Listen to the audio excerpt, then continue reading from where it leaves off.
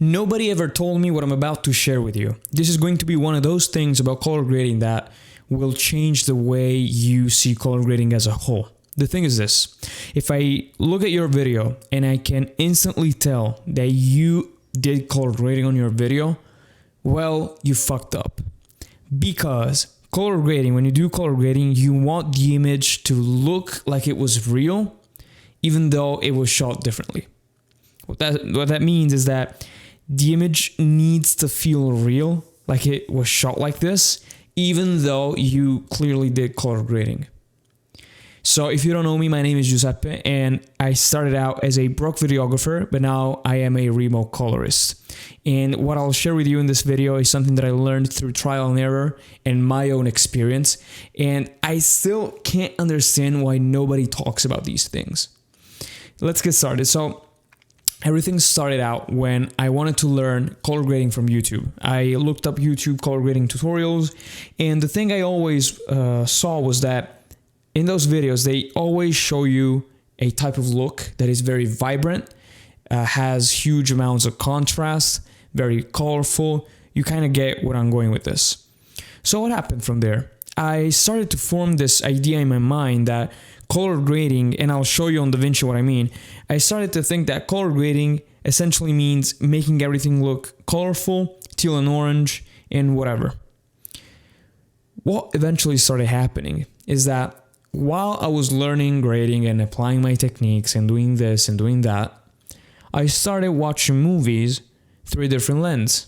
Because now I was like, hey, I actually want to see how do they color grade this movie? What did they do to it?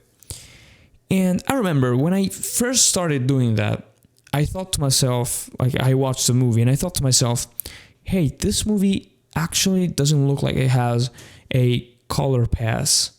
It doesn't look like there was a colorist. Well, why was I thinking that? Well, I was thinking that because, this movie looks like I would expect it to look. It doesn't look spectacular.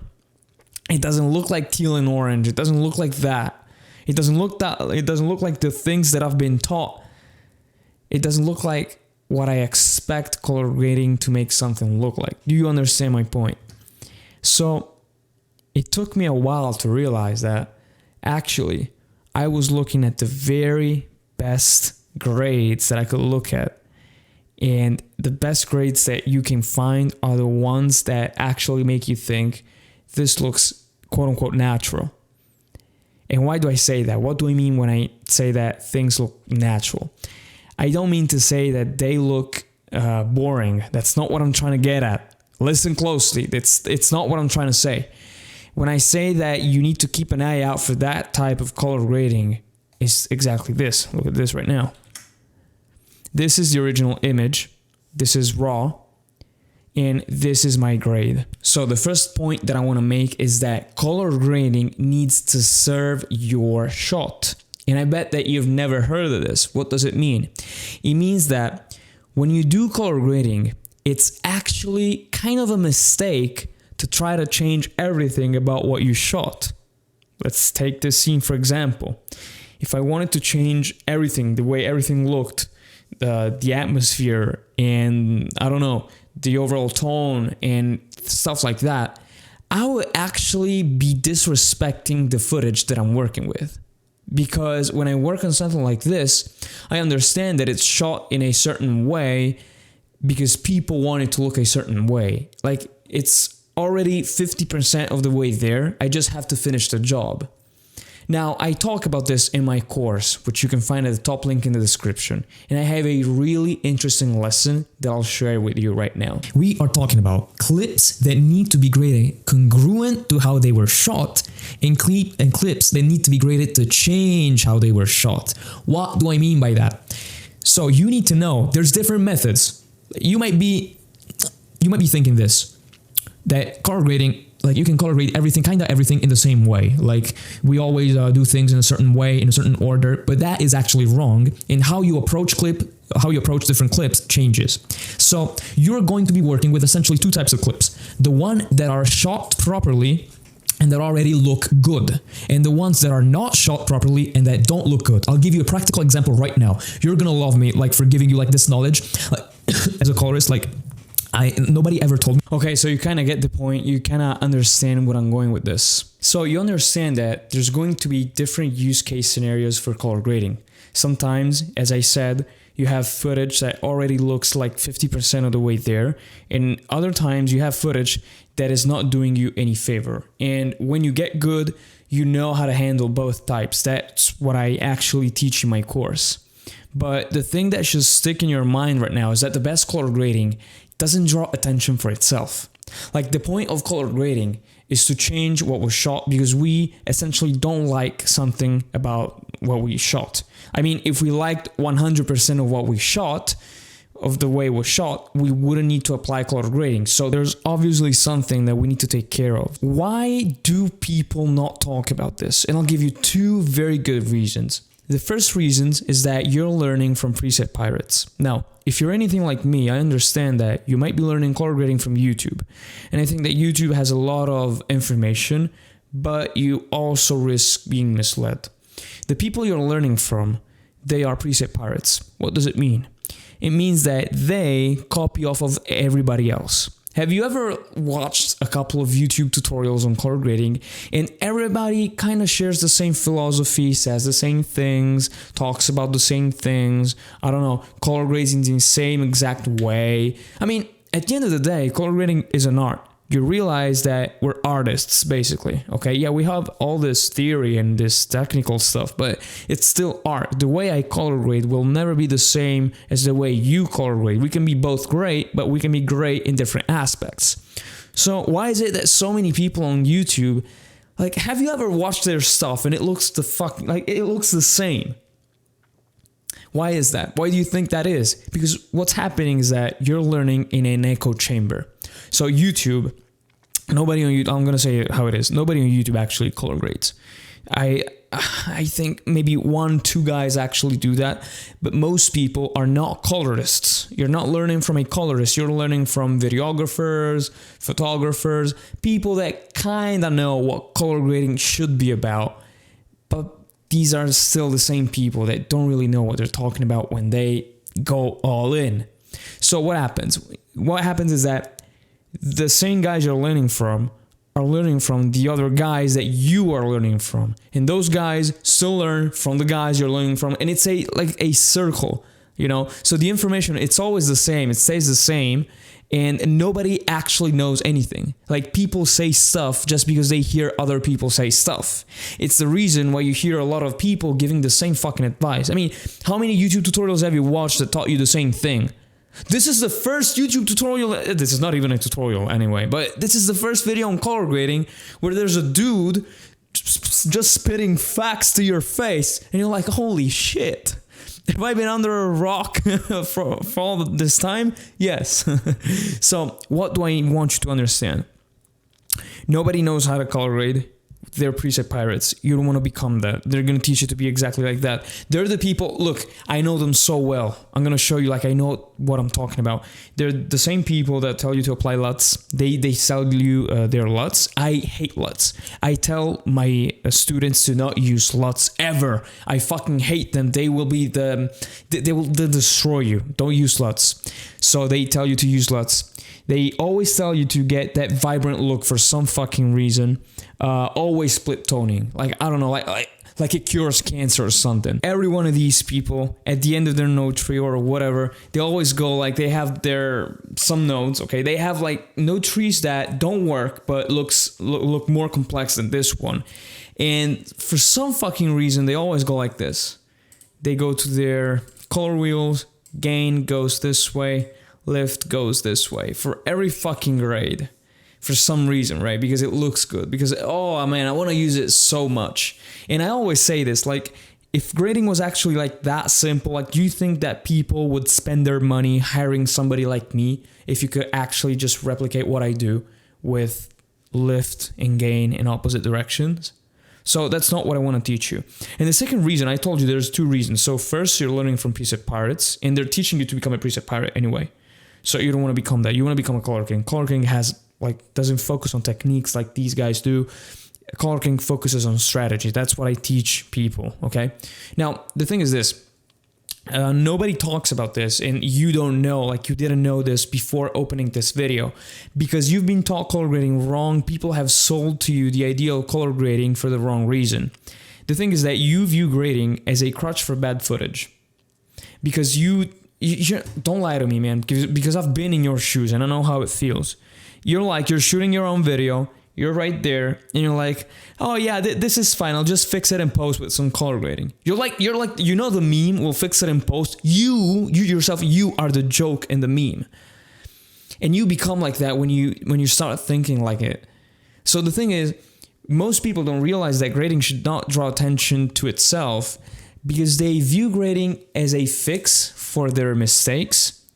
And this in turn, when you go about grading this way, you start to glorify grading too much. Like, you're not glorifying your footage. This is high level shit. You're not glorifying your footage. And I don't mean that in the literal sense. I mean that you're not respecting your footage, but you're kind of putting color grading on a pedestal.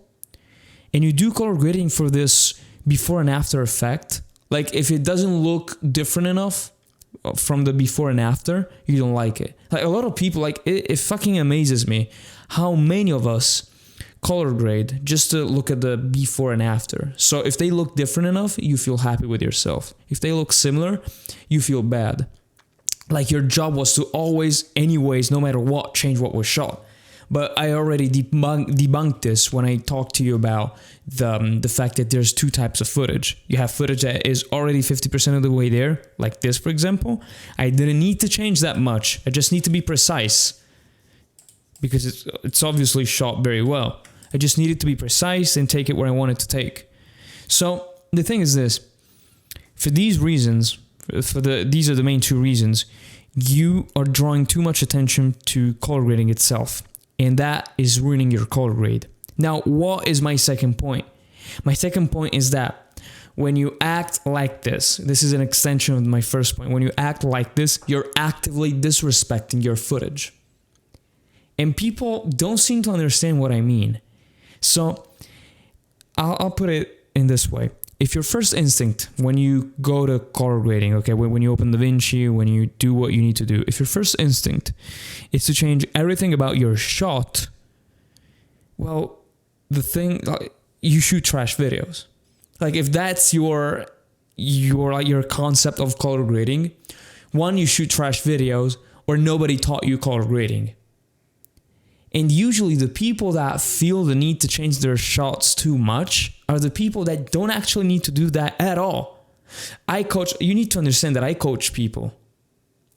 I coach beginners that have good looking starting points from their images, okay? They have good looking videos that they shot, and they ruin them all. This is something that I see often and often again. Like, I don't know, it's a tendency when you begin color grading. It's because I believe that people are not getting taught this properly, because nobody actually teaches, oh, hey, you should do this way. Like, if for example, my first instinct about this shot was to make it like this, super dark, super, like this, because I wanted to feel dark, and like this, and then we go in and I give it some blue right here. It could look good. I mean, this shot could look good, but it's not its purpose to look like this. In fact, I'll say that this look, the one that I had going on, had the people that contacted me, that reached out to me, very happy. Even though it doesn't look as dramatic or doesn't look like that, it actually works because it's closer to what they had in mind. And that's why color grading needs to serve the shot. So I'll give you a practical tip. If it feels like you're fighting against your own video, then you're doing something wrong. Because you shouldn't be fighting against your video to get a certain look going most of the time. You should just be looking at color grading to enhance the story that is within your video. So let's say that my viewer needs to feel a certain way about this space right here. Well, the way I color this image changes what people that will be watching this are gonna feel. So that's what I mean when I say color grading is just storytelling. As everything in cinema, it's just storytelling, man. But by this time, I think you understand, like, I think you've heard the term of like storytelling, but you just need somebody to make it click for you when we talk about color grading. So this is another misconception that I see a lot of people have. People view grading as adding, because we think of grading as making something better than what it was, right? That this is your mindset probably. But this is actually wrong, and I'll show you why it's wrong, and I'll show you the danger of it. If you view grading the way you're viewing it right now, you're actually going to start to think that more equals better, right? Like, you're going to start to think that I need to do more split toning, more contrast, more exposure. The image is going to be packing a punch so big that the viewer is going to fall unconscious. I don't know. People always think that grading equals more. But I'm actually here to tell you that I actually do more subtracting and not so much adding. What do I mean by that? A lot of people use the tools that we have in Resolve to add all the time. Okay, you add more contrast, you add more saturation, let's say. But a lot of the times I also subtract. A lot of the times I go about grading a shot and I'm like, hey, how can I serve the story better? Well, this shot maybe feels a little too colorful. Well, maybe I want to get rid of something. Or you would be like, you would not understand how many times I look at some of my students and I tell them, hey, do you know that this color that you're pushing in your image is actually distracting me right now from the subject? Like, this is making it look so bad that you wouldn't even understand. And sometimes it takes a trained eye to see it. But I can assure you, so the main takeaway from this is that you are adding way too much. Like, I'd say probably 80% of people does it. You add way too much and you should start focusing on subtracting. What does that look like? It could look like this. So it could look like subtracting some saturation. Well, now we've got a different vibe going. Well, maybe we like it. Maybe we like the fact that we have some more neutral colors right here. Maybe we do, maybe we don't. Or maybe we subtract saturation and we add it again in the form of a tint. I don't know, you can do this, you can do whatever you want, but do you see how I'm playing? I push and I pull. I don't always push. It's not just me sprinting forward all the time, because then you get this mess of a color grade that doesn't look any good and doesn't do any favor. I want you to look at your shot and you have to have this mindset of, what things do I dislike? You look at it and you're like, okay, well, maybe we can change, I don't know, this back here. I don't like the fact that, I don't know, her skin, she's looking very pale right here. Or maybe I don't like the hue of this color. I don't know, maybe I don't like this, I don't like that. So you need to think about what you like and what you dislike. More about the fact that, more about the things that you dislike, actually. So you need to think about them, and I want you to remove them as the first thing that you're going to do in your grade. So like, you have your note tree, let's say, and you have your way of grading. Before you start adding bullshit to your video, subtract what you dislike. And that will give you a better understanding of, okay, where do I want to take my image now? Now that I've gotten rid of what I dislike, I just have what I like. I can push the image just as much as the image needs. I don't need to do more because I already have gotten rid of the things that I dislike. Do you see how that kind of makes sense? Like, let's say that I want to raise saturation. If I have a color that I dislike and I raise saturation, I'm going to raise that color as well. Well, why would you work in a way that enhances your problems? You don't want to do that. So that's what I always subtract before adding. Adding is cool. Adding is okay. It's the way you go about color grading where you just fucking bombard your image. That's what's actually messing with your color grading. And that's what I don't want you doing anymore. And my last tip for you would be this. So you need to know that color grading, and this is revolutionary. Okay, I hope that this makes things very clear for you. Color grading should be felt, not seen. So the thing is that we do color grading for storytelling purposes, right? You understand by this point that we don't do grading just to draw attention to color grading. We don't do grading for ego purposes. Like, you're not color grading for other people to tell you that you did good at color grading. That's not your purpose. You understand that, right? So we agree that the purpose is storytelling because you want your video to achieve its purpose. Okay, so you see how it all ties together. Now, the thing is this. You need, with your color grading, to understand what feeling your video is creating, or your particular scene, or your setup, or whatever. Like what scene, like what feeling is this creating? When I watch this and I like, the story is that this guy just killed 3 people and we need to be scared of him, whatever. When you watch this and you know like what feeling it should be evoking in your audience, well, when you go about grading and you just thought about that, you need to enhance that feeling. You need to understand that, like our brains, the way we work, color changes the way we perceive things, of course. So you can subconsciously change the way your viewer perceives the scene by the way you use color grading. I'll give you a very practical example as well. So this can be applied to like every type of video. It's not just narrative stuff. You can apply this to, let's say, to this webcam feed. You could be like, okay, what colors do I want there to be here? How do I want the image to be exposed? What should it look like? What should it not look like? How do I make Giuseppe look more of a professional, like more of a professional instead of an amateur, let's say? Or how do I make, I don't know, let's say that you're doing some vintage stuff. Well, how do I make this grade more vintage? How do I make these things look more vintage? Or let's say that you're doing a documentary. Well, how do we make the documentary more authentic?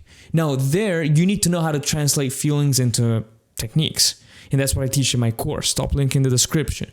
But until that point, you need to be asking yourself, wait, how do I actually want the audience to feel? And that's something that beginners have a lot of, have a hard time understanding. I always get some guy that texts me and it's like, and he's like, Giuseppe, I try, but I don't understand. Like, how do I do this? Again, if you don't know how to go on, just check the top link in the description. I have my course right there. You can get it for a great deal today. So now that we've got that out of the way, I want you to know something. So do you remember at the start, I told you like the best grades are the ones that like they leave you, like they look so natural. Like the video looks like it should look like that in real life almost. Like, do you remember that? Now, to close off this video, I want to give you some more tips. The thing that I want to tell to you is this: your eyes shouldn't see it. I just told you, grading is to be felt, not seen. So that means that, as I told you in the beginning, now we're going full circle. Like we're closing the circle, right? If I look at your video and I can see that you did color grading, well, you probably did something wrong. And even for a push grade, I should kind of be able to tell that I should be able to look at your video and think that it already looked like that. This is kind of a universal look. Like you should be able to sell it so well. It should look so grounded in reality for the most part. Of course, there's exceptions, but you are a beginner. You need to just work on this. Okay, that's why I'm saying this. It's not that we can't have exceptions. It's that I can't overcomplicate stuff for you. But I should be able to look at your video and believe that it looked this way in real life. That's what I want you to do. If you do this experiment. Take your favorite movie and go watch the BTS, the behind the scenes, and look at the way it looks. Look at the way it looks in the movie and look at the BTS. You're going to see that it looks very differently. Even though if you looked at the movie and that's it, you wouldn't be like, the grading changes so much. No, you would be like, well, this looks like I would expect it to look. And that's what the magic of color grading is about. That's exactly what the real power of grading is. So don't listen to those guys that you see on Instagram or on YouTube that talk about the power of grading. And it's just, I don't know, it's a split screen and the image looks right, then the image just looks like this for some fucking reason. Like this, I don't know, man, it just sucks. Don't listen to those guys. That's not the power of grading. That's not what you want to be doing. The thing is, the real power of grading is in shaping what your audience feels without them knowing it. That's what I want you to do. Again, if you like my approach, if you want to learn real color grading, I have guides on YouTube that you can go watch right now. I have like coaching calls, full guides. Man, I go really in depth. Or you can go check out my full course at the top link in the description. God bless you.